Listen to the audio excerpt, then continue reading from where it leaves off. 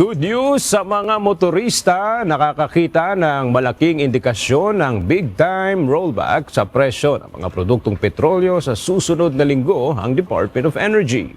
Sa pananaw ni Department of Energy Oil Industry Management Bureau Director Rino Abad, mukhang malabo nang tumaas pa ang presyo ng langis kasunod ng paglagda ng initial peace agreement sa pagitan ng Estados Unidos at Iran.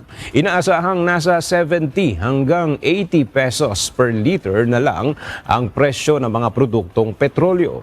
Patuloy namang nakamonitor ang DOE at umaasang babalik pa sa pre-crisis level ang presyo ng langis na nagkakahalaga lamang ng nasa 50 to 60 pesos ang kada litro.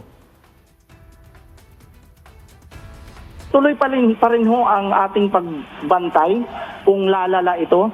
But kung hindi na ho at may 2 months kung 60 days na sinasabi na compliance period yung US and Iran doon sa mga conditions ng kanilang agreement, pag na-sustain ho yun, mukhang magtutuloy-tuloy na ho tayo na muling maibabalik natin yung level ng price at level ng supply before the crisis.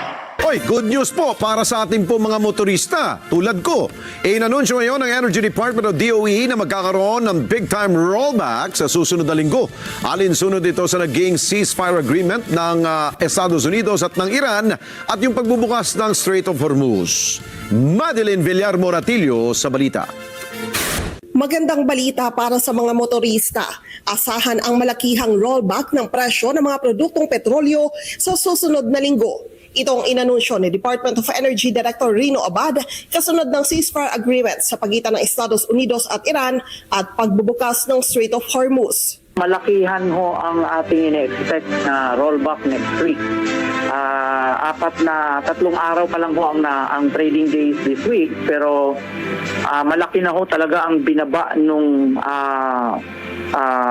per barrel of petroleum product. Kumpiyansa si Abad na hindi na mababago ito hanggang bukas. Kalaki ho ng adjustment na rollback next week na inaasahan. Hindi na ho ito, napakataas ho ang tsansa na rollback na ho tayo next week. Sabi ng DOE, posibleng abutin pa ng 6 na buwan hanggang 1 taon bago bumalik sa pre-crisis level ang presyo ng langis sa bansa.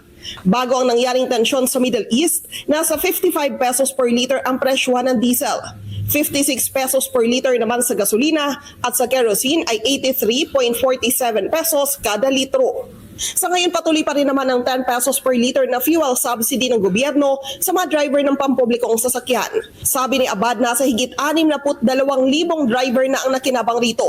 Sa pagtaya ng opisyal, umabot na sa higit 130 milyong piso ang halaga ng naipamahaging subsidy. Madeline Villar Moratillo para sa Mata.